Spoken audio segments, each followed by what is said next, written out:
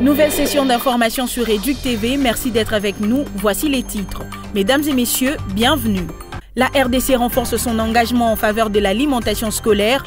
À Fortaleza, au Brésil, la ministre d'État Raïssa Malou a présenté la stratégie nationale 2025-2030, faisant des repas scolaires un levier contre la malnutrition et un pilier de la protection sociale. Ça y est, après 3 années d'études au Maroc, les boursiers de la formation professionnelle édition 2021-2022 ont regagné la capitale congolaise, accueillis par la ministre Marc Ekila. La prochaine étape est les recrutements au sein de ce ministère qui a besoin d'un nouveau souffle.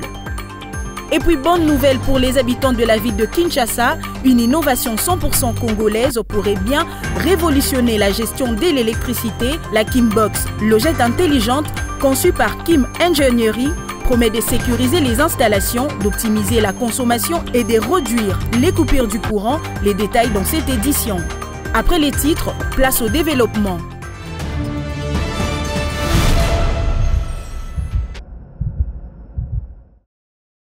À Fortaleza, au Brésil, la République démocratique du Congo a fait entendre sa voix au sommet mondial de la coalition pour l'alimentation scolaire. La ministre d'État Raïssa Malou a pris part à ces assises et a porté un plaidoyer fort en faveur des repas scolaires comme un véritable filet de sécurité pour les enfants congolais. Dans son intervention, elle a rappelé une réalité préoccupante. En RDC, près de 43% des enfants de moins de 5 ans souffrent de malnutrition chronique. Face à cette urgence, le gouvernement a fait de l'alimentation scolaire un pilier majeur de sa politique sociale avec une stratégie nationale couvrant la période 2025-2030. Cette feuille de route repose sur une approche multisectorielle associant éducation, santé, agriculture et protection sociale. Elle cible en priorité les zones rurales et vulnérables, encourage la mise en place de jardins potagers et des champs scolaires et mise sur un fort ancrage communautaire pour assurer la durabilité du programme. Les résultats sont déjà visibles. En 2023, plus de 906 000 enfants ont reçu des repas scolaires dans 180 écoles grâce au partenariat renforcé avec le Programme alimentaire mondial. En 2024, l'initiative se poursuit dans 176 établissements, y compris dans les zones fragilisées par les crises humanitaires. En marge de ces assises, la ministre d'État s'est entretenue avec Daniel Balaban, directeur du Centre d'excellence contre la faim au Brésil. Un échange riche, axé sur l'expérience brésilienne des cantines scolaires, financées par des ressources locales et intégrées dans une logique liant agriculture, nutrition, éducation et inclusion sociale. Une inspiration précieuse pour renforcer la mise en œuvre des cantines scolaires en RDC.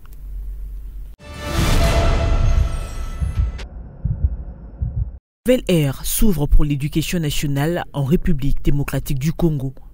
La ministre d'État en charge de l'éducation nationale et nouvelle citoyenneté a annoncé via un communiqué officiel la mise à disposition des tout premiers diplômes électroniques baptisés e-diplôme générés par la plateforme numérique diplôme.cd. Cette innovation majeure vise à simplifier et sécuriser l'inscription des lauréats de l'examen d'État aussi bien dans les universités congolaises qu'à l'international.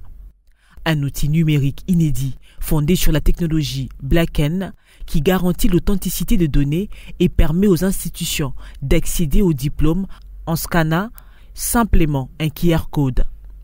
La réforme va encore plus loin. L'inspection générale est chargée de numériser progressivement les diplômes des promotions antérieures. Ainsi, tous les diplômes anciens et actuels pourront retrouver leurs documents en un seul endroit via l'application disponible sur Android et iOS. Pour la ministre d'État, cette initiative traduit la vision du chef de l'État, Félix-Antoine Tshisekedi Tshilombo, qui place l'éducation au cœur de son action politique. Une étape décisive vers un système éducatif plus moderne, transparent et rigoureux au service des élèves et de la nation.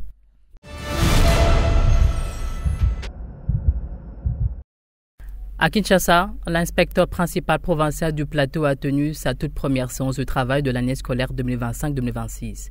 Conduite par l'inspecteur principal provincial, Bienvenu Tonkadi, cette rencontre a réuni inspecteurs et collaborateurs de sa juridiction. 2 sujets majeurs étaient au centre des échanges. D'abord, l'évaluation des résultats de l'examen d'État. Ensuite, le rappel du strict respect des instructions du ministère de l'Éducation nationale pour assurer une rentrée scolaire disciplinée et productive. Dans son adresse, l'IPP a exhorté ses équipes à redoubler de rigueur, à privilégier la transparence et à placer la réussite des élèves au cœur de toutes leurs actions. Il a également insisté sur l'importance du travail collaboratif afin de relever les défis qui se dressent encore dans le système éducatif. La province a pu réaliser en moyenne le pourcentage pour toute la province, 74%. Chose qui n'est pas facile à faire, à réaliser. Parce qu'avec 74%, nous sommes déjà dans les très bien. Je pensais que vous alliez applaudir quand même. Oui, et aussi 9 lauréats dans les options. Et jusqu'à en électricité, je crois, électronique ou électricité, nous avons fait même 90%, 90%. Un enfant a fait 99%, 90%. Les inspecteurs ont de leur côté salué ce cadre d'échange qu'ils considèrent comme une boussole pour bien mener la mission qui leur est confiée. Une première séance jugée constructive qui ouvre la voie à une année scolaire placée sous le signe de la responsabilité et de l'excellence.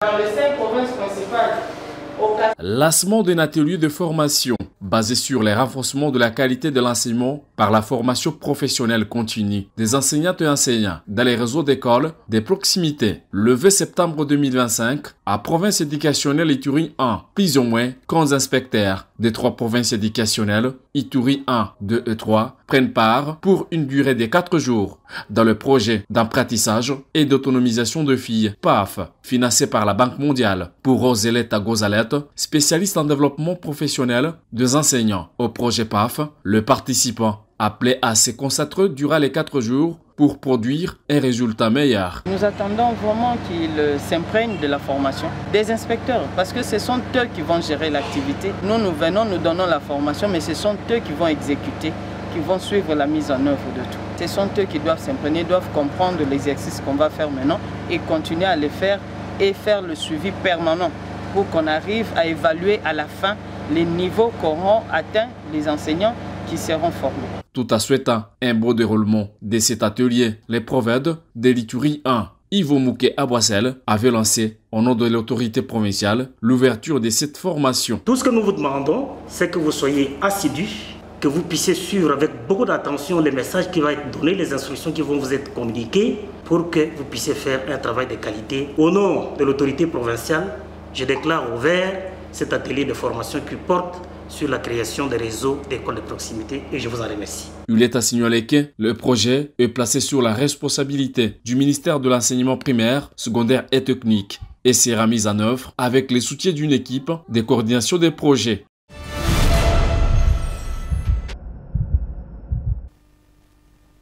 C'est à bord d'un vol régulier de la Royal Air Maroc que les boursiers de la formation professionnelle édition 2021-2022 au Maroc ont regagné la capitale congolaise Kinshasa ce samedi 20 septembre. Il est 4 heures passées d'une trentaine de minutes lorsqu'ils foulent leur terre natale. À l'entrée du salon diplomatique, le ministre d'État, ministre de la formation professionnelle, est venu personnellement les accueillir, entouré de quelques cadres de l'administration et de son cabinet. Parti il y a près de 3 ans en formation au Royaume du Maroc, grâce à une bourse gouvernementale, les boursiers de la toute première édition ont tenu à exprimer la joie de retourner au pays et prêts à le servir. Ce geste est chargé de sens et de quintessence. Pourquoi? Parce que notre ministère a besoin d'une nouvelle énergie et nous venons sous l'impulsion de son Excellence, Marc Ekila, qui tenait justement à ce que nous venions porter main forte à ce ministère. Et nous allons apporter cette expertise que nous avons acquise auprès du Royaume du Maroc afin de faire profiter à notre nation notre expertise. Pour Maître Marc Kilali Kombo, ministre d'État, ministre de la formation professionnelle, les honneurs reviennent au chef de l'État qui avait instruit le gouvernement à agir de sitôt pour rapatrier ces boursiers butés à la difficulté de regagner le pays. À tout seigneur, tout honneur, toute notre gratitude va à la direction de son Excellence Félix-Antoine Tshisekedi Tshilombo, président de la République, chef de l'État, et ainsi qu'à la Première ministre, les deux, qui ont accepté notre plaidoyer que nous avons présenté lors du Conseil des ministres. Nous avons présenté les cas de nos compatriotes qui étaient restés au Maroc dans des conditions que vous connaissez déjà. Alors, le président de la République avait donné des instructions claires pour qu'ils reviennent au pays et nous nous sommes impliqués. Et nous remercions tous les gouvernements. Venue à l'accueil de son fils Lombombe, Virginie Moengo a exprimé sa joie à cette occasion.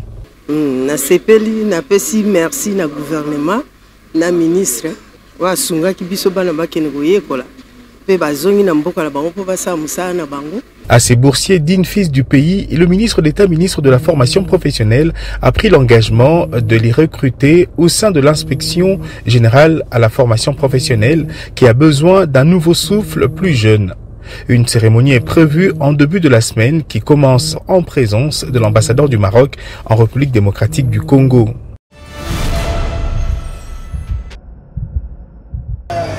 La fondation Texas Mwimba, conduite par sa présidente Marie-France Tchapakati, a posé un geste fort en faveur des enfants atteints d'albinisme. La structure a procédé à la remise de kits scolaires à plusieurs élèves dans le but de les encourager à poursuivre leur scolarité. Pour Marie-France Tchapakati, l'avenir de ces enfants passe par l'éducation.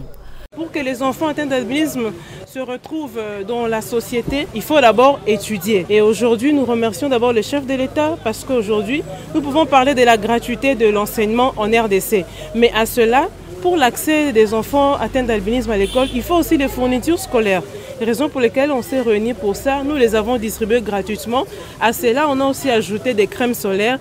Comme vous savez, les personnes atteintes d'albinisme ont besoin d'une protection solaire, étant donné que nous n'avons pas de mélanine. Hormis la tenue manche longue, il y a aussi les crèmes que nous avons distribuées gratuitement à tous nos enfants de Kinshasa. Précisément. Les enfants, il y a une partie des enfants que l'association Grâce pour les Vulnérables encadre, mais l'association Grâce pour les Vulnérables est aussi en collaboration avec d'autres structures, notamment la fondation Mwimba Texas et aussi l'AOV. À part ça, il y a aussi quelques enfants que nous avons pris dans de familles, donc nous rencontrons un chemin. En plus des fournitures scolaires, des crèmes solaires leur ont également été remises pour les protéger contre les effets de la chaleur et du soleil, souvent plus agressifs pour les personnes atteintes d'albinisme. La Fondation a aussi formulé des recommandations à l'endroit des parents, notamment celle de demander aux enseignants de placer ces enfants au premier rang pour faciliter leur vision en classe.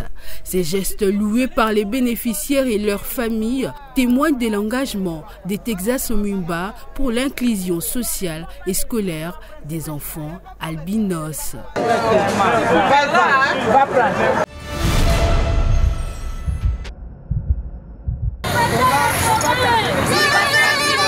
C'est une marche pacifique qui a eu lieu sur le boulevard Lumumba à Kinshasa, rassemblant des jeunes volontaires de plusieurs mouvements environnementaux. Leur objectif, dénoncer l'exploitation des énergies fossiles en République démocratique du Congo et appeler à la protection du bassin du Congo.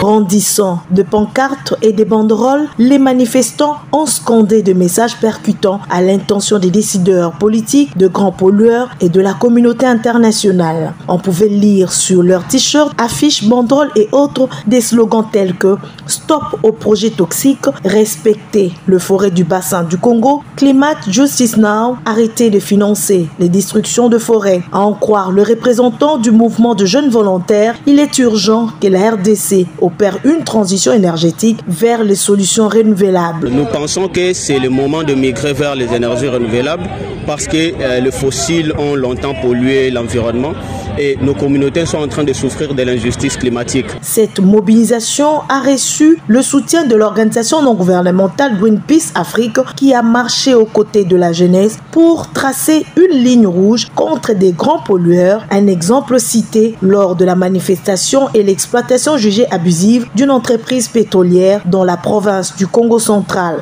Dans presque beaucoup de pays, ils n'utilisent plus les plastiques à usage unique lorsqu'il s'agit d'acheter les arachides ou d'acheter les piments. Mais au Congo, nous travaillons bien entendu, c'est pour que les gouvernements prennent la mesure à l'enjeu, disons le problème selon les degrés de pollution, qu'on prenne des mesures et que nous, populations, nous prenions conscience, que nous commencions d'abord à refuser nous-mêmes, populations, l'utilisation, par exemple, des plastiques à usage unique, de réduire la déforestation, de replanter l'arbre là où il faut le planter. Et nous misons pour que les grands pollueurs payent plus.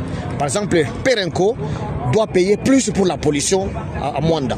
Ceux qui coupent les arbres doivent également payer plus pour ça. Greenpeace Afrique, connu pour ses nombreuses actions de sensibilisation en RDC et à travers le continent, a pour but d'encourager les énergies propres et de mettre fin à la déforestation et à la pollution plastique. La marche qui a débuté à la 16e rue Lumété s'est acheminée jusqu'à la 4e rue sur le même boulevard, marquant une nouvelle étape dans le combat de la jeunesse congolaise pour un environnement plus sain.